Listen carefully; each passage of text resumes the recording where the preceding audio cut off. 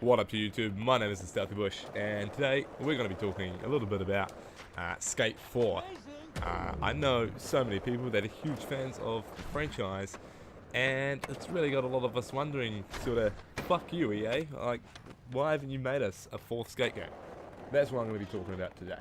So, I've got a couple ideas about why we haven't yet received a Skate 4 yet, and I'll get into those shortly, but before I do, I just sort of want to touch on what made Skate such a great game in the first place.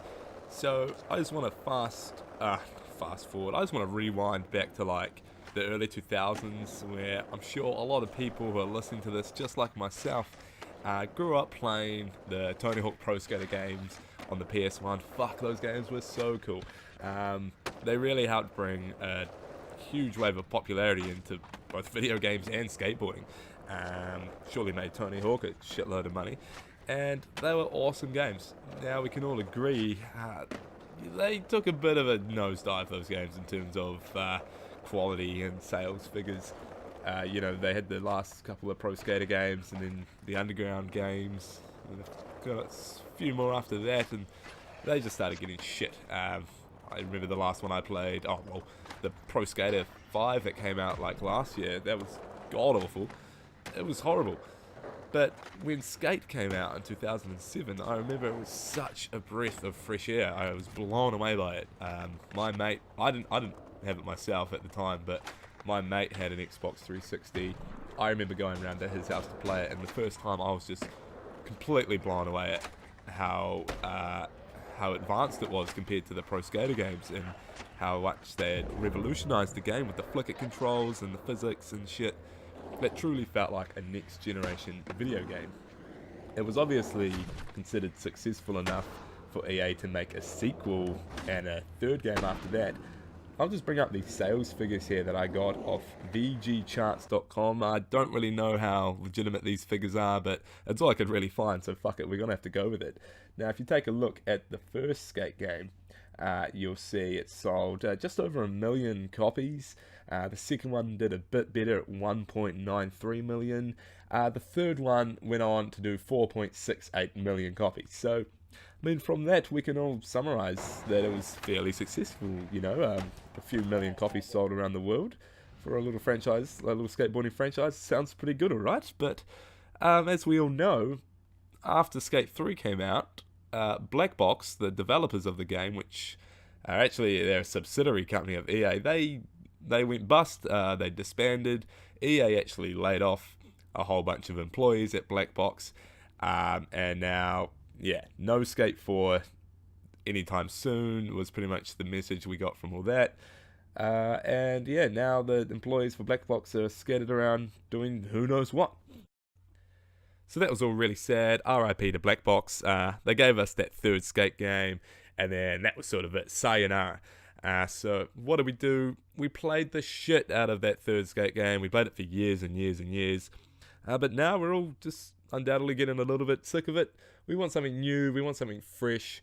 We want Skate 4. But as we all know, EA just won't deliver. So, two reasons why this might be. My first one is purely speculation. I don't have any evidence to back this up, so just bear with me here.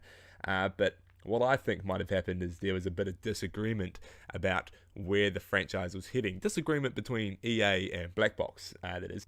What I mean is, each Skate game kind of slowly lost its core roots. The first Skate game did such an amazing job at sort of capturing the grainy, nitty-gritty technical aspect of street skateboarding.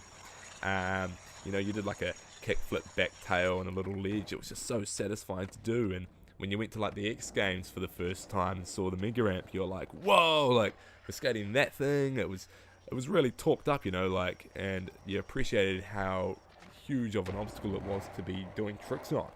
But then by the time the third Skate game rolls around, and don't get me wrong, you can still do those really nice, realistic lines, but you can't deny that the series was slowly pushing a different agenda, the other side of skateboarding and video games, this sort of like fantasy playground where you can do fucking like 900 airwalk backflips over these gigantic spines in that ultra mega park.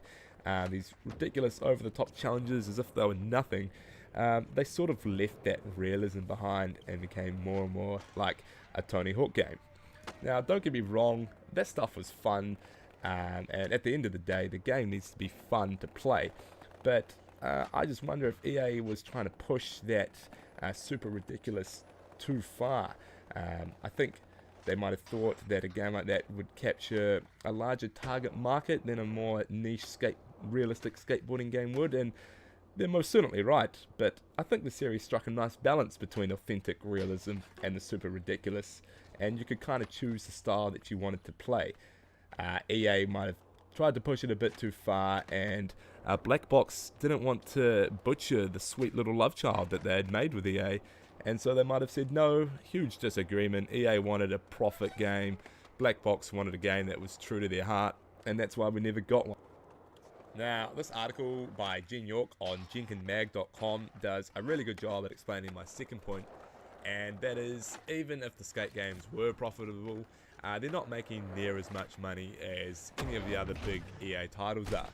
So, first of all, check out this graph that's in the article. It's comparing sales figures between Skate 3 and two other big EA titles that came out around that time. We've got FIFA 11 and Battlefield 3 here, both of which smashed Skate 3 in terms of sales.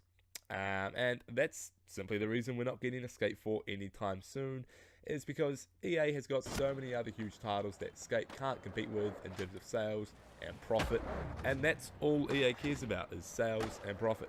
Now, look at 2016, EA pushed out an NHL game, an NFL game, a new FIFA, Star Wars Battlefront, Battlefield 1, the new Mass Effect game, and a new Titanfall game. Now, that's a shitload of games for any company to be allocating resources for. And with these sports games of theirs coming out on a yearly schedule, just like Call of Duty, there's always millions of suckers that will practically buy the same game year in, year out for guaranteed profit for EA. So, from a pure business perspective, you can kind of understand why Skate 4 hasn't been made. I guess the real debate here is whether or not a fourth Skate game could in fact outsell these AAA titles that EA are putting out. But it's interesting to note that EA aren't the only ones that are guilty of doing this. A similar fate happened to the Pro Skater franchise. So, Activision, the equivalent of EA in this story, slowly realized the decline of the Tony Hawk franchise, and in 2007 they actually pulled the Neversoft team to focus on the Guitar Hero games, and then eventually 2014 Neversoft were merged with Infinity Ward to help produce Call of Duty, which, as we all know, is the direct competitor of EA's Battlefield. So it's very similar to how EA abandoned Skate and Black Box just to focus on Battlefield. In the developers' eyes, Call of Duty and Battlefield are just earning these companies way more profit than skateboarding games are. The sort of nail in the coffin after all this is that all these games that EA release nowadays, they do great jobs at exploiting microtransactions to continue to make even more money after the game is released. You know, they will charge like $2.99 or whatever for a skin for your gun. In the older games, you'd earn those skins purely by doing challenges and shit. I could go on and on about microtransactions, but I'm not gonna. I might leave it for another day. But I just want to state from a business perspective, it's a great way for a game company to make a shitload of money for very little work. They release their games, they continue to turn over more and more profit from microtransactions. All of these EA Sport games have them. Battlefield has it. My point is, if we're going to see a Skate 4 anytime soon, it will essentially have to be littered with microtransactions in order for EA to justify making it. So, I want to hear your thoughts in the comments below. Let me know what you think about it. Why do you think EA won't make a Skate 4? Do you think the series was very profitable? How do you think it stacks up compared to other EA games? And how do you feel about the series sort of foregoing that initial nitty-gritty niche aspect of skateboarding in order to appeal to the wider audience? Let me know in the comment section below. I'll be replying to everybody. This is the Stealthy Bush signing off.